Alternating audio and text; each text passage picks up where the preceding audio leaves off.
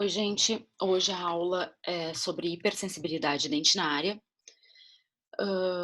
As outras 3 foram sobre resina composta em dentes anteriores. É algo um pouquinho diferente que a gente vai tratar hoje, tá? Mas é algo muito comum e que a gente tem que saber, tá? Para quê? Principalmente para fazer um diagnóstico diferencial e só vou fazer o cronômetro aqui. Fechou. Para que a gente faça um diagnóstico diferencial para evitar, por exemplo, às vezes uma endodontia por dor, que na verdade é uma coisa muito mais simples, que é uma hipersensibilidade dentinária. O que é isso? É quando a gente toma água gelada ou quando o paciente vem e diz assim: "Ah, doutora, eu faço assim no dente e dói", e daí eu tiro e para, tá? O que a gente tem que ver se tem alguma lesão cervical exposta e possivelmente ali seja uma hipersensibilidade dentinária. Então hoje eu vou passar uma aula básica para vocês, tá? O mecanismo de ação, principalmente para que vocês entendam, não precisa decorar sinal, sintoma, mas é importante a gente entender para então ficar gravado para sempre, tá? E não errar no diagnóstico, que às vezes a gente pode estar fazendo uma iatrogenia enorme, do tipo, tá com dor, é endo. E eu vou te dizer assim, vou dizer para vocês, muitas e muitas vezes eu recebo pacientes de colegas que pensam ser, sim, endodontia e às vezes tem um problema oclusal com sintoma de hipersensibilidade dentinária. E eu vou lá, faço o diagnóstico e tu ganha o paciente para sempre, porque ele te acha um cara inteligente e esclarecido. Então, assim, ó, eu sou especialista em dentística, porém eu não acho importante eu ter um conhecimento de especialista. Eu me considero uma boa clínica e eu acho que o dentista clínico bom é o cara, entendeu? É o melhor. Por quê? Porque ele não sabe fazer só a sua especialidade. Ele sabe receber um paciente e por mais que ele não faça uma endo, que não faça uma outra coisa, ele vai saber indicar quando realmente se deve fazer, tá? Eu vou começar com um videozinho aqui para vocês sobre o problema.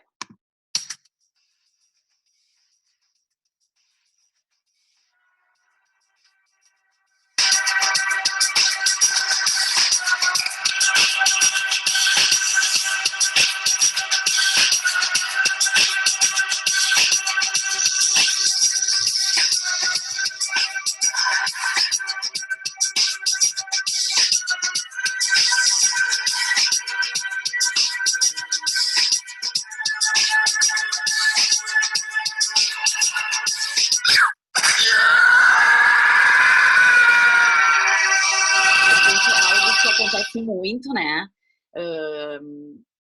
E não é à toa que a gente tem no mercado inúmeras pastas de dente para sensibilidade, né?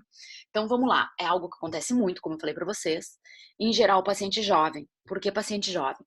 Porque o paciente jovem tem uma polpa maior, tá? Então, quando se põe dentina, por exemplo, numa lesão cervical, que é o mais clássico, aquele estímulo que ocorre, ele chega mais rápido na polpa, porque a polpa é maior, está mais perto da parte externa que está exposta.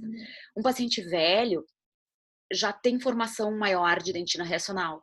Então, ele já tem um túbulo mais calcificado e uma polpa mais atrésica, que leva mais tempo da parte externa até a interna de chegar o estímulo. Às vezes vocês vão pegar pacientes mais velhos com lesão cervical não cariosa, super profunda, tipo uma cunha, em vários dentes, e vão pensar, nossa, como é que esse cara não sente dor?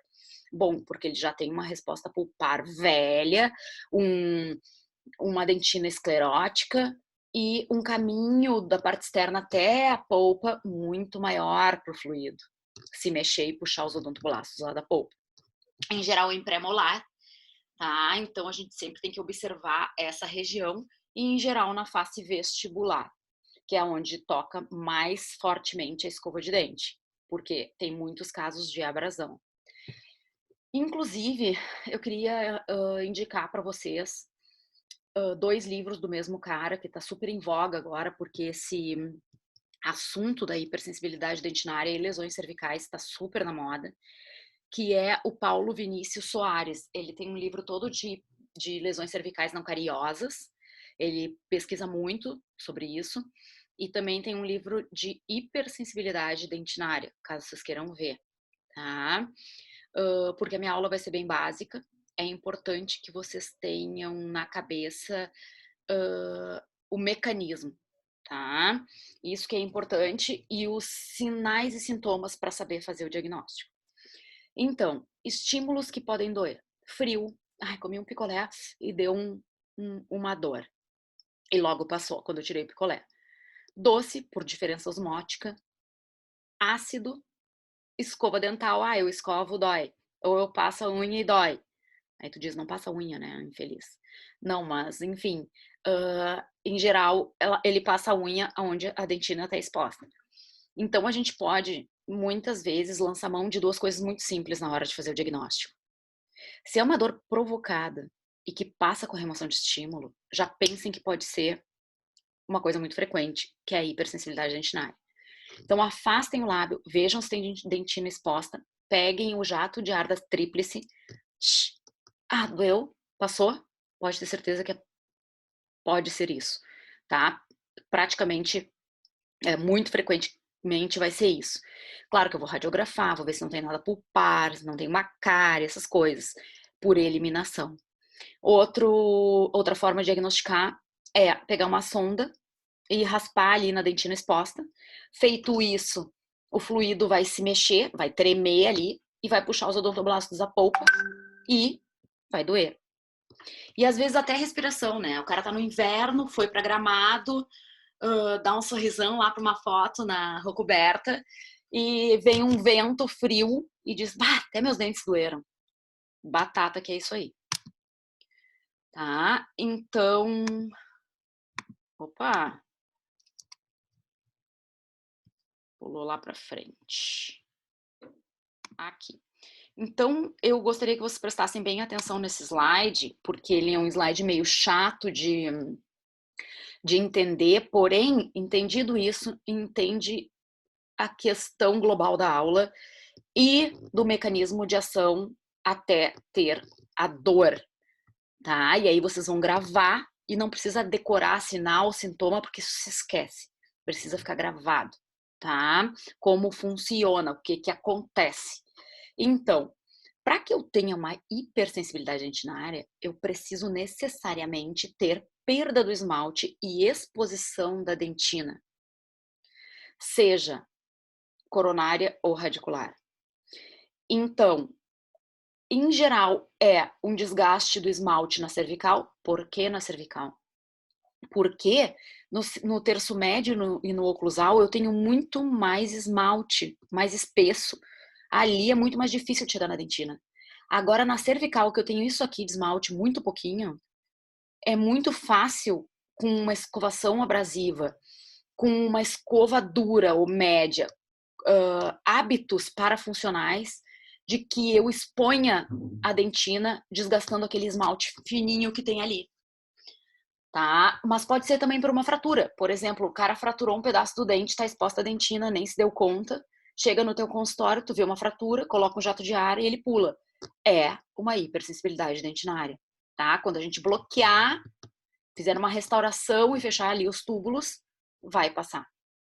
Tá? Então tem que ter uma abertura dos túbulos dentinários ao meio bucal, para que ocorra um estímulo, como eu estou dizendo, e esse estímulo vai fazer a movimentação do fluido intradentinário, ou seja, de dentro do túbulo intertubular, de dentro do túbulo dentinário. Quando o fluido se mexer, ele vai lá na célula, que está lá na polpa, nos odontoblastos, e vai pressionar, vai puxar os odontoblastos, ou pressionar os odontoblastos, e vai ter uma troca de íons lá dentro dele, e vai dar dor. Tá? Isso é muito importante, ou seja, é algo que está vindo da parte externa, vai indo pelo interior do túbulo, esse fluido se mexeu, chegou lá na polpa, atucanou lá os odontoblastos e doeu. Tá? Então, outro slide extremamente importante: diagnóstico diferencial de dor. De dor, como é que é a dor da hipersensibilidade dentinária? O que que difere ela de uma pulpite, por exemplo? Ou de uma necrose, tá? Primeiro, que é uma dor provocada, não é espontânea, ela não dói do nada. Doeu do nada é alteração pulpar ou já lesão periapical, tá? Mas em geral, alteração pulpar. E essa parte compete à endo passar os diagnósticos para vocês. Aqui a gente vai falar de hipersensibilidade, e hipersensibilidade é com dor provocada, como eu falei, pelos estímulos que falamos anteriormente. Essa dor é localizada, não é aquela coisa assim, bah, doutor, eu tô com dor, mas é um negócio que sobe aqui na articulação, vai pro cérebro, vai para não sei aonde. Não, é provocada. Bah, doutor, eu tenho dor aqui, acho que esse dente tá com cárie. Provocado. E localizada, localizada. A paciente sabe onde é. Aguda, dói mesmo, dói bastante, tá? Porque ali, rapidamente, na cervical, chega na polpa essa dor. Só que o que acontece? Mexe o fluido intertubular, dói, ai, uma baita dor e passou, tá? Então ela dura pouco e ela desaparece com a remoção do estímulo.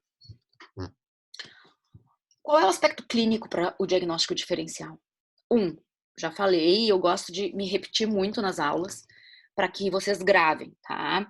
Então, túbulos expostos pode ser por lesões cervicais, por fraturas dentais, por fraturas de margem, ou seja, tô com dor e tal, não tem fratura evidente, mas vocês vão lá numa parede gengival de uma classe 2 antiga, botam a ponta da sonda e dói, porque entrou na dentina aquela ponta da sonda, porque tem uma fenda onde, em geral, falha as restaurações por selamento daquela dentina bem profunda da caixa proximal.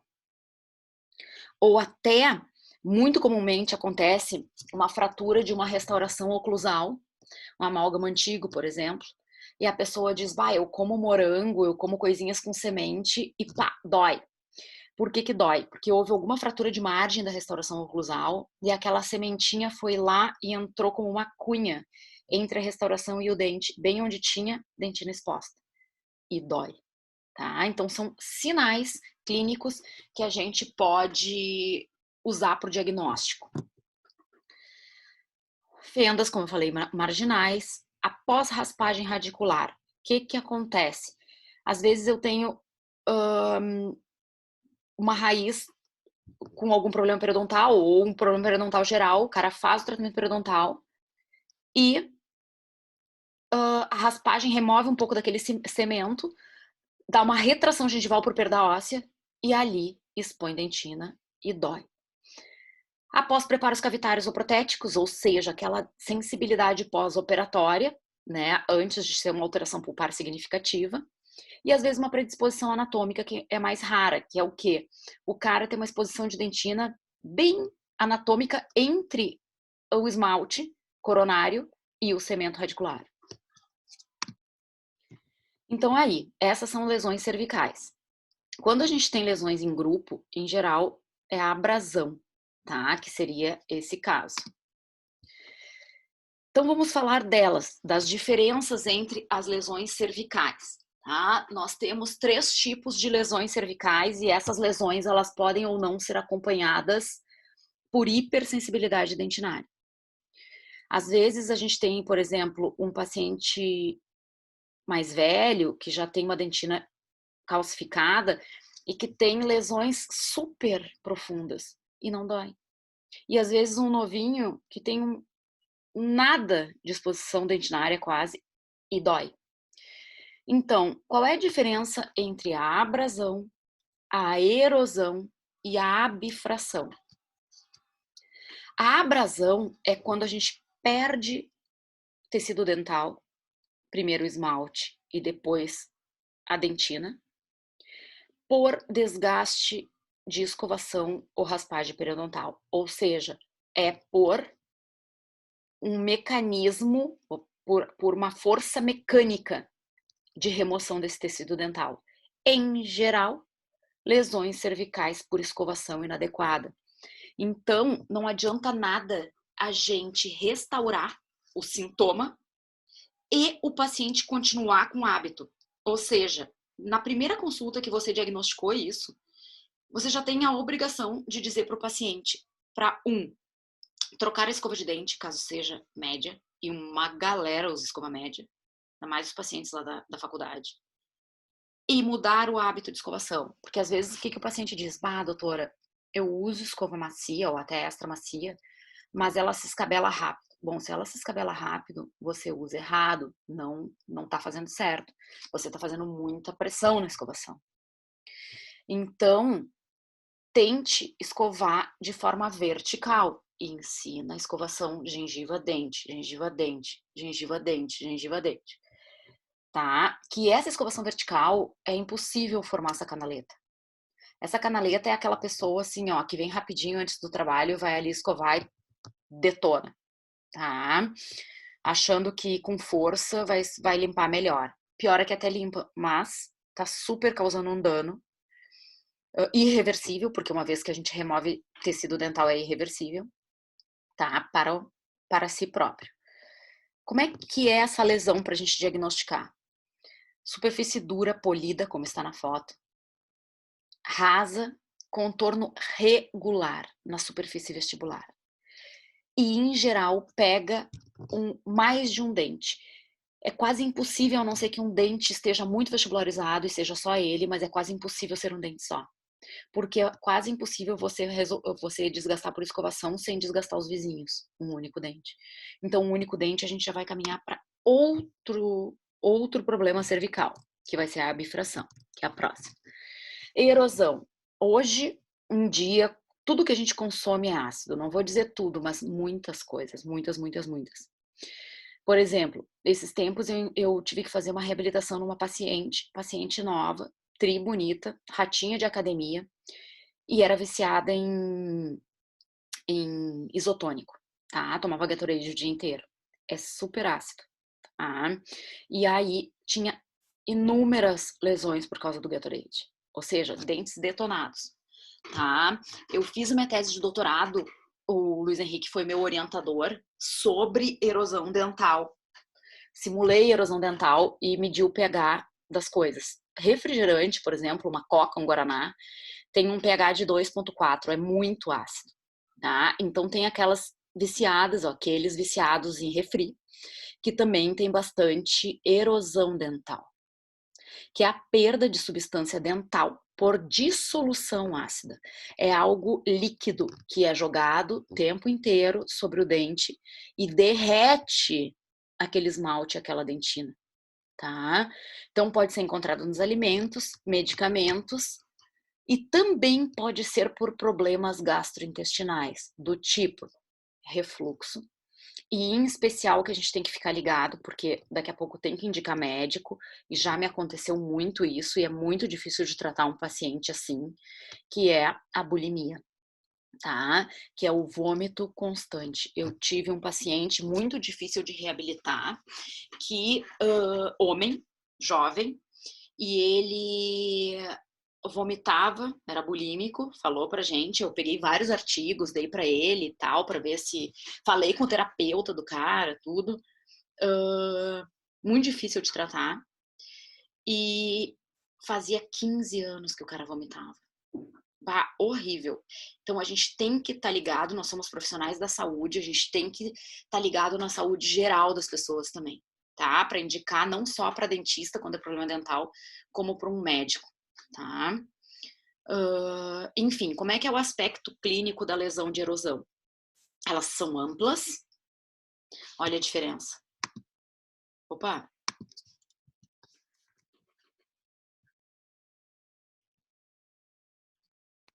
Olha a diferença. Tá? Elas são amplas, porque é como se eu jogasse um líquido ácido ali o tempo inteiro. Então fica algo amplo, arredondado, rasas, retas e sem limites definidos. Fica uma bagunça, né? E em geral num número grande de dentes. Uma localização muito frequente é na face palatina e lingual dos dentes anteriores, e aí tem que tocar o sininho de alerta para a bulimia. E a abfração é algo que vocês podem tratar de forma fácil e ninguém se dá conta disso, tá? Isso é que é o pior. Peguei um paciente com hipersensibilidade ou não, mas tem uma lesão cervical localizada em um único dente. Não é abrasão, é parecida clinicamente, porém em um único dente. pode ter certeza que se você pegar um papel articular, mandar o cara morder em máxima intercuspidação habitual, ali vai ter um contato maior. Se não for em máxima intercuspidação habitual, quando o cara fizer a lateralidade, ao invés dele fazer guia canina, ele tá fazendo guia no pré, tá? E o pré não é feito para essa sobrecarga. O pré é o dente com maior diferença anatômica da cervical para oclusal. Então ele se mexe, tá? Quando ele se mexe, em geral é pré que tem a bifração, mas pode ser até molar, tá? Primeiro molar às vezes acontece muito, ou até segundo molar, quando o segundo molar inclina por perda do primeiro molar, começa a se dar um contato, uma interferência oclusal na mesial do primeiro molar, ocluso mesial, ou até distal, e a gente tem que saber identificar para remover com um desgaste mínimo essa parte que está interferindo e causando um desgaste na cervical. Então, tem muita força oclusal, o dente flexiona, fratura por força mecânica aquele esmalte cervical e expõe dentina. Então, perda de substância dentária por microfraturas no esmalte, devido à flexão do dente em função de forças oclusais mal distribuídas. Aspecto da lesão em forma de cunha, profundas e margens definidas. Então, forças oclusais mal distribuídas. O que acontece ali na cervical? Ó? Bate mais naquele dente ou ele desoclui lateralmente naquele dente. É um paciente que já tem um mau hábito, que tem um bruxismo, que tem uma mordida parafuncional não adequada, concentra atenção aonde? Lá na cervical, que é o esmalte mais pobre, que é aquilo que eu falei, a diferença de diâmetro cervical de um pré para oclusal é enorme, maior que qualquer dente. Então é muito mais fácil a oclusal se mexer e a cervical fraturar do que outros dentes. Então olha lá o que acontece, ó. A área de menor diâmetro que sofre, concentra as tensões, porque também tem a menor espessura de esmalte, fratura e logo expõe a dentina. Tá? Acontece aquelas microfraturas que estão ali no zoom. E olha lá, ó, contato prematuro do 14 com 45. Tanto o 14, que sofreu mais ali, ó, com uma retração gengival e uma exposição dentinária, como o inferior também tem um pouquinho, acabam sofrendo, perdendo tecido, expondo dentina e podendo ter uma hipersensibilidade dentinária. Quem deveria estar tocando aqui nessa lateralidade? Canino com canino. O canino, Deus fez o canino de forma a aguentar porrada, de aguentar carga oclusal. Ele tem uma raiz robusta, ele tem uma coroa robusta, ele é feito para isso. Na verdade, a gente nem deveria fazer esse movimento, mas se a gente faz, quem salva o movimento e os danos causados pelo movimento é o canino. Então, em tudo que é trabalho restaurador, em tudo que for diagnóstico de lesões e tal, a gente tem que fazer a marcação dos contatos oclusais e verificar se aquela pessoa tem guia canino. Então, agora eu já tô vendo todo mundo aí atrás da tela tentando fazer sua guia canina para ver se tem. E é bom que tenha, porque eu sou uma que uso a minha guia canina, que é perfeita, magnífica, não, tô brincando, de exemplo para os meus pacientes. O que eu digo? Olha, você veio fazer facetas, porém não posso facetar só aqui, ó, os teus incisivos, porque quando você fizer essa guia, você não tem a guia canina, você tem guia sobre o lateral e vai fraturar. Então, a gente tem que saber passar isso para o paciente, tá? Como eu falei, compreender as coisas que acontecem em todo o sistema estomatognático. Vamos ver como é que a gente está de tempo. Tá tranquilo. Bom, então vamos entrar no tratamento, tá? O que eu tenho que fazer? Se expôs túbulo e ficou aberto o túbulo para o meio, eu tenho que fazer o quê? O contrário, eu tenho que fechar túbulo. Eu tenho, então, que bloquear o túbulo para que não passe o estímulo e não mexa, não incomode lá o líquido intertubular. Tá? Então, primeira coisa que pode ser é a remineralização por algum agente. que forme cristais. Por exemplo, flúor. Vocês vão trabalhar lá na clínica tem o Nano-P, que é também um dessensibilizante. O que a gente faz com o Nano-P? A gente pega com o microbrush e passa com o microbrush na lesão cervical mais de uma vez. E outra, não adianta a gente fazer a aplicação do dessensibilizante e o paciente não ajudar em casa. Porque o que acontece? O dessensibilizante, ele vai criar cristais que vão... aquele, por exemplo, íon flúor vai se unir com a hidroxapatita e formar a fluorapatita. Outros vão formar outros cristais, outros compostos, tá? E esse cristal é grande e ele vai lá, vai se depositar no interior do túbulo dentinário e vai fazer um bloqueio daquele túbulo.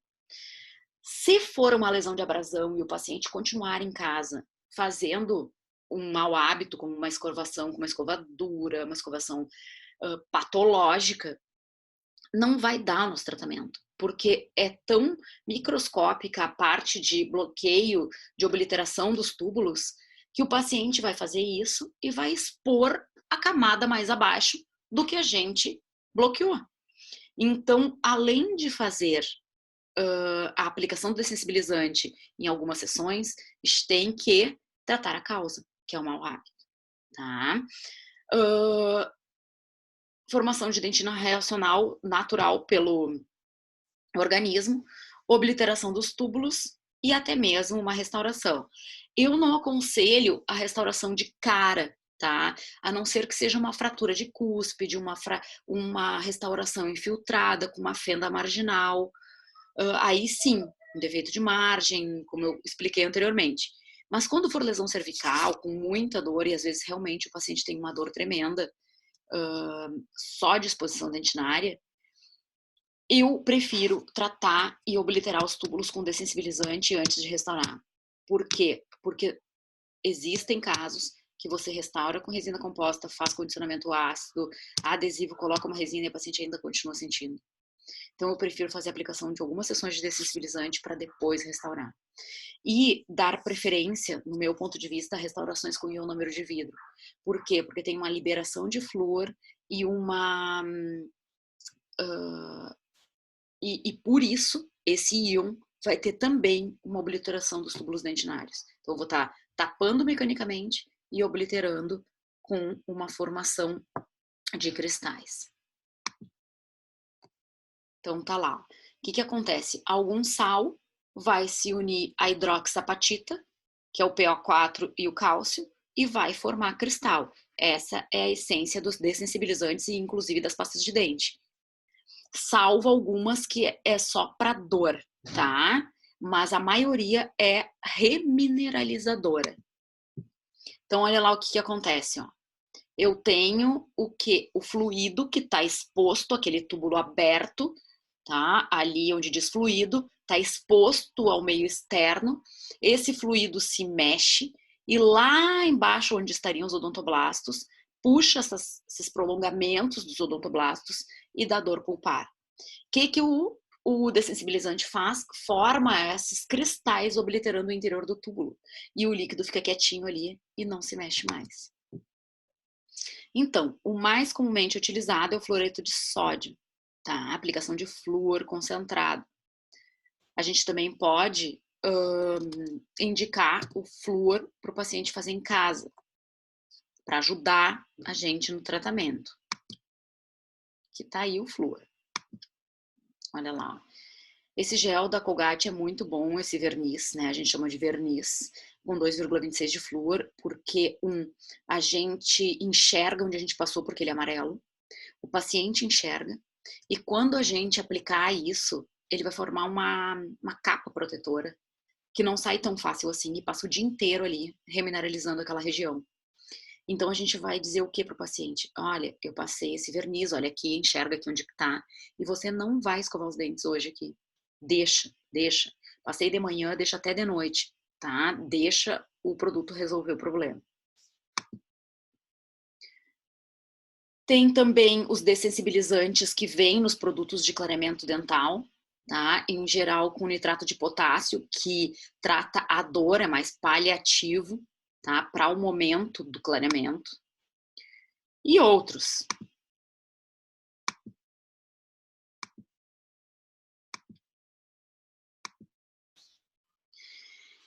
Bom, e o que mais de alternativo que a gente pode empregar, tá? Uma alternativa são os lasers, tá? A gente tem laser na faculdade, por exemplo, tá? É mais difícil, é um investimento, mas o laser de baixa potência nem sempre é um grande investimento e funciona muito bem. Então, dá para a gente ter no consultório, tá? É um investimento que não é assim absurdamente caro. Tá? Então, esses lasers de baixa potência, tipo de diodo não cirúrgico, a gente pode fazer aplicação em conjunto com os vernizes. Aplica o laser, depois aplica o verniz. E com certeza o resultado vai ser mais rápido. É aquele laser que a gente usa também para estomatite, para quando a pessoa está com uma imunodepressão, está fazendo uma químio, tem lesões de boca, ou até para aftas muito grandes. É um laser que tem um processo cicatricial. E além disso, ele também ajuda a estimular aquela dentina e bloquear os túbulos dentinários. Já o laser cirúrgico, que é o laser de alta potência, que é meio fora da nossa realidade para consultório, ele causa tipo um melting na dentina. O que é melting? É um derretimento superficial daquela dentina que bloqueia mecanicamente os túbulos dentinários. E a entrada de algum estímulo que mexa no fluido e vá causar a dor.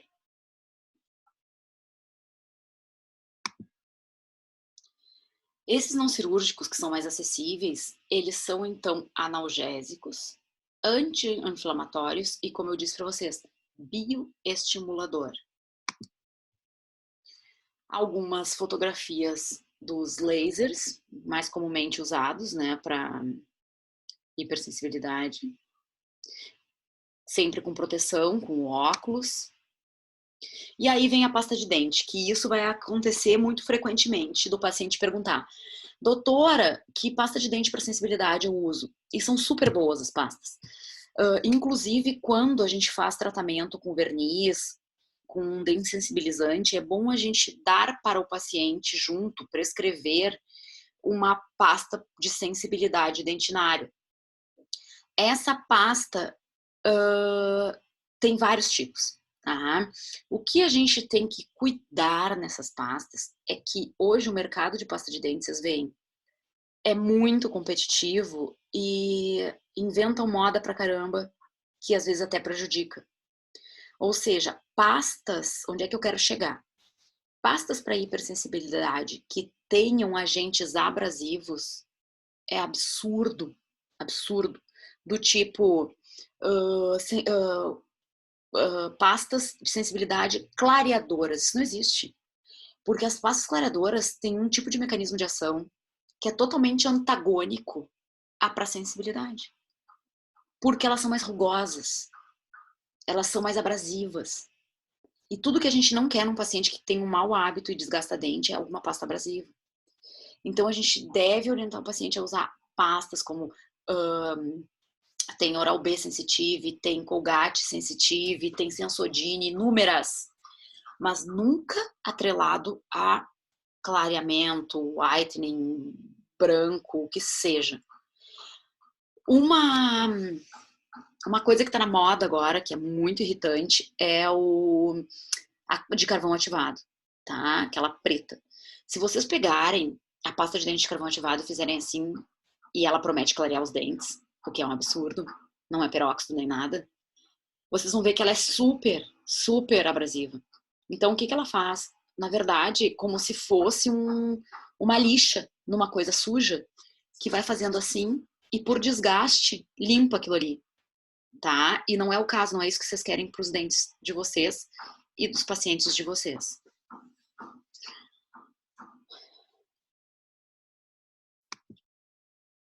Então, tem inúmeras no mercado, inúmeras. A única que eu quero que vocês não indiquem é aquela lá de baixo, Extra Whitening. E tem inúmeras marcas com Extra Whitening e Whitening, e, enfim. tá? E vamos ver como é que está o nosso tempo, senão fica muito grande o arquivo. Tá legal. Tá.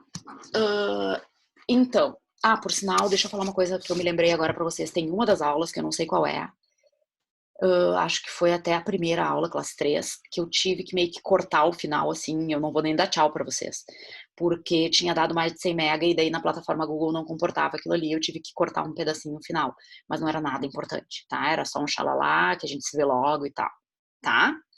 Bom, mas vamos lá. Ajuste oclusal. É o que eu falei. Sempre que vier pacientes com lesões cervicais, é obrigatório a gente fazer um ajuste oclusal.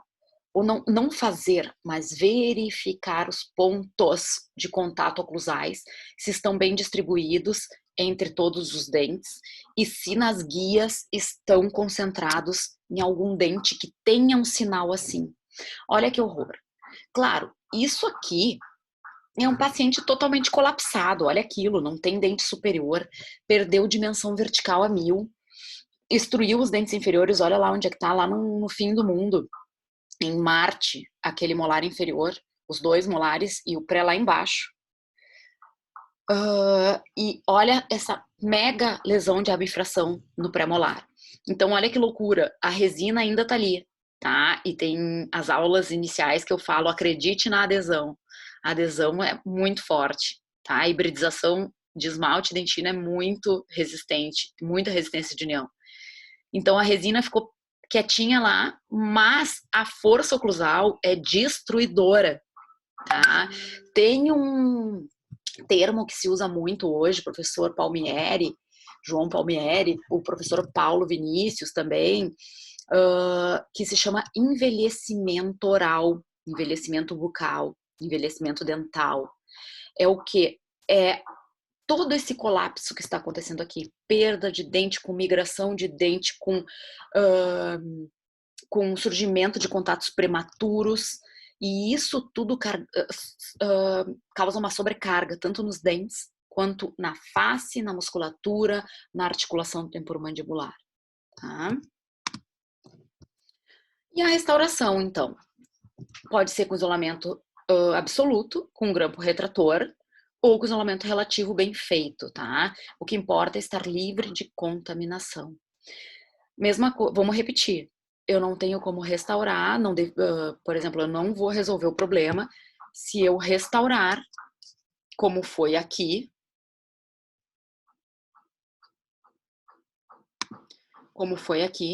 se eu restaurar sem tratar essa bagunça, sem tratar a oclusão.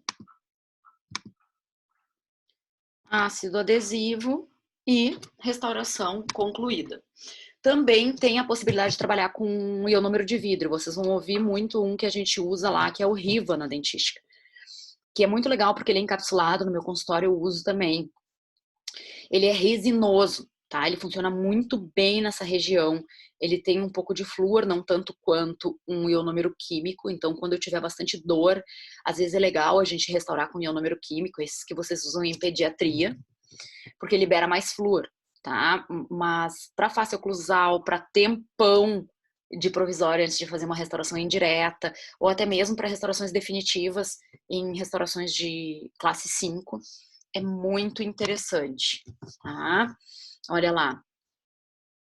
Isso aqui são matrizes. Eu não gosto muito de usar matrizes porque causa muito excesso. É mais difícil depois de remover. E quanto menos broca a gente botar na restauração no final, melhor para a vida dessa restauração. Então, eu prefiro fazer a mão livre com pincel. Tá? Como eu falei, mudança de hábito, escovação sempre macia, gentil, a gente chama, né? Uma escovação gentil, tá? Isso a gente tem a obrigação de avisar os pacientes. Essa aqui, ó, vou deixar para vocês agora no final da aula, é a nossa lista do Spotify, tá? Da dentística do 4º ano PUC. Então tem algumas coisas já que o pessoal botou do outro ano, mas vocês podem trabalhar com música na disciplina e podem carregar, fiquem super à vontade. Se não conseguirem, me peçam lá para ver o que está acontecendo, mas podem carregar a playlist com as músicas que vocês quiserem para a gente ouvir na clínica, tá? Tchau, tchau para vocês em breve a gente se vê.